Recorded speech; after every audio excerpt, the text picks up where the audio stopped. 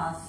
अब तक हमने ई की मात्रा के शब्द पढ़े थे। आज हम इनके प्रश्न उत्तर करेंगे जो कि आपके बुक के पेज नंबर 18 पे दिए हुए हैं, जिसमें पहला प्रश्न है चित्र पहचान कर शब्द लिखो। तो आपको ये जो चित्र यहाँ पे बने हुए इनको पहचान कर उनका उचित शब्द यहाँ पर लिखना है। तो बताओ बच्चों, इसमें पहला चित्र किसका बना हुआ है?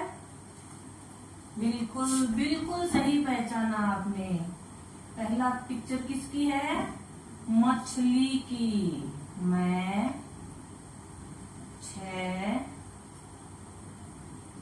ली, ठीक है, मछली। दूसरा चित्र किसका है? देखो अपनी बुक में देखो, ये वाला, तो ये है कली।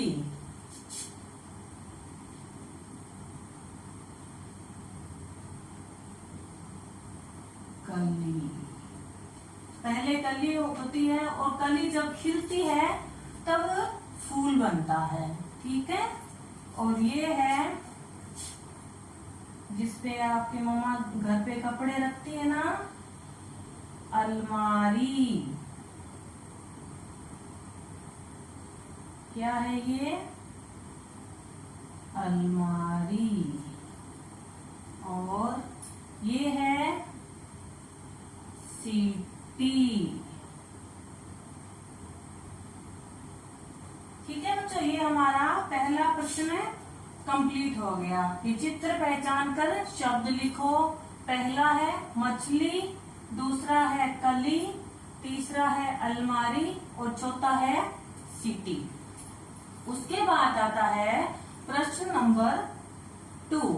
ई की मात्रा लगाकर उचित शब्द बनाइए। इसमें कुछ शब्द लिखे हैं जो बिना मात्रा के हैं, उनमें आपको बड़ी ई की मात्रा लगानी है और उचित शब्द बनाना है, जिसमें हम सबसे पहले यहाँ से शुरू करेंगे। यहाँ क्या लिखा हुआ है? टर,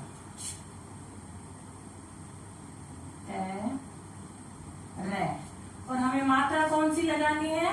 ये वाली। तो टर से बनेगा तीर। उसके ये हो गया हमारा।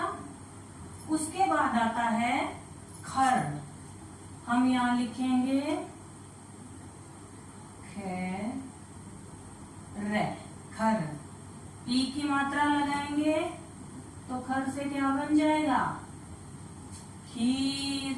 खीर तो आप सभी बच्चों को बहुत पसंद ही होगी।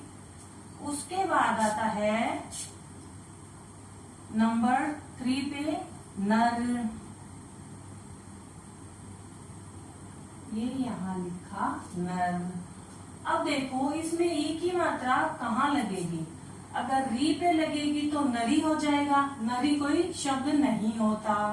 तो हम ई की मात्रा किस पे लगाएंगे? ने पे। तो बन जाएगा नीर। नीर यानी पानी। ये वाला भी शब्द हमारा हो गया। उसके बाद लेते हैं हम जत। ये यहाँ लिखा मैंने जत। अब देखो इस पे ई की मात्रा कहाँ लगेगी? अगर मैंने तय पे लगाई तो जति हो जाएगा। जति कोई शब्द नहीं होता, इसलिए ई की मात्रा तय पे तो नहीं लगेगी। तो हम बड़ी ई की मात्रा लगाते हैं जय पे। तो क्या बन जाएगा? जी तय, जीत। ये वाला भी शब्द हमारा हो गया। इसके बाद आता है दह। दह है। अब इसमें ई की मात्रा कहाँ लगेगी? सोचो जरा। मैंने आपको ई की मात्रा का छोटा सा शब्द भी लिखाया था। अगर हम दह पे लगाते हैं तो दी है हो जाता है, जिसका कोई अर्थ नहीं निकलता।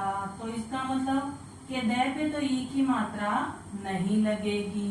अगर हम ई की मात्रा है पे लगा देते हैं तब शब्द बन जाता है दही, दही। ठीक है, ये वाला भी शब्द हमारे हो गया। अब हम लिखते हैं नद। तो नद से क्या बनेगा? नदी। उसके बाद लिखा है पर। तो इसमें ई की मात्रा कहाँ लगेगी? रै पे। तो पर से बनेगा परी। क्या बनेगा? परी। अब एक बार इन शब्दों को पढ़ेंगे। तीर, खीर, नीर, जीत, दही, नदी, परी। ठीक है, अब आता है हमारा प्रश्न नंबर 3, जिसमें लिखा हुआ है जिस शब्द पे ई की मात्रा नहीं लगी हुई उस पे हमें गोला लगाना है। तो आपकी बुक में बहुत सारे ई की मात्रा के शब्द लिखे हुए हैं, जिनमें कुछ पे ई की मात्रा लगी हुई है और कुछ पे नहीं लगी हुई। तो हमें उसी शब्द पे गोला लगाना है जिसपे ई की मात्रा नहीं लगी हुई।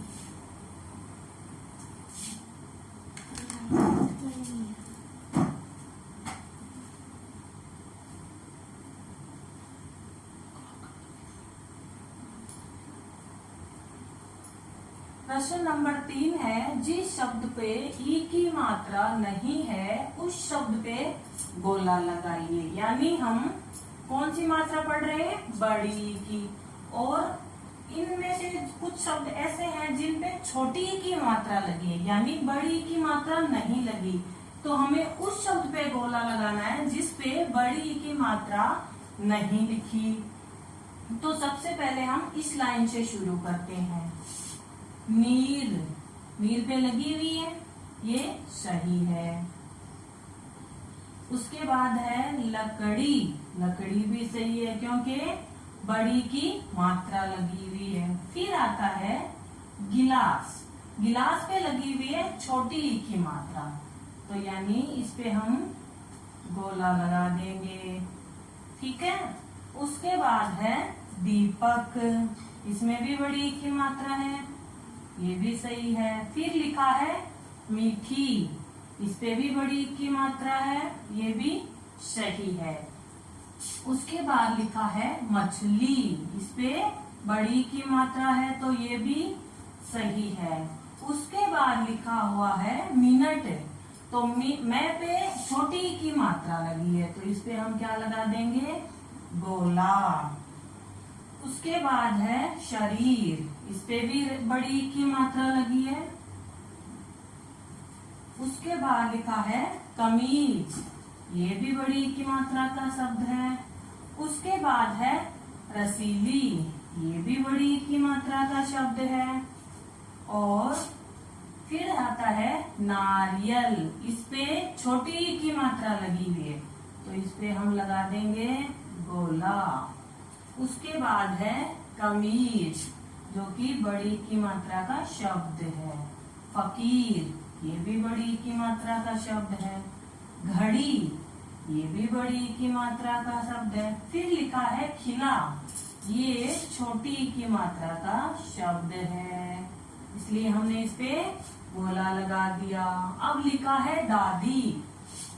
ये भी बड़ी की मात्रा का। पनीर, ये भी बड़ी की मात्रा का। पटवारी, ये भी बड़ी की मात्रा, लेकिन बिल छोटी की मात्रा का।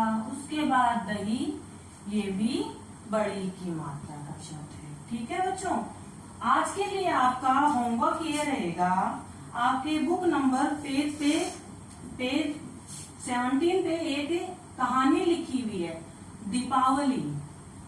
ठीक है, आपको आज ये कहानी अपने घर पे रीड करनी है, यानी इसको पढ़ना है। और इसमें बहुत सारे बड़ी की मात्रा के शब्द हैं। आपको उन शब्दों को छांटकर कम से कम 10 शब्द अपनी नोटबुक में लिखने हैं। आ गया समझ में? ठीक है, ओके। आज के लिए बस इतना ही। Have a good day.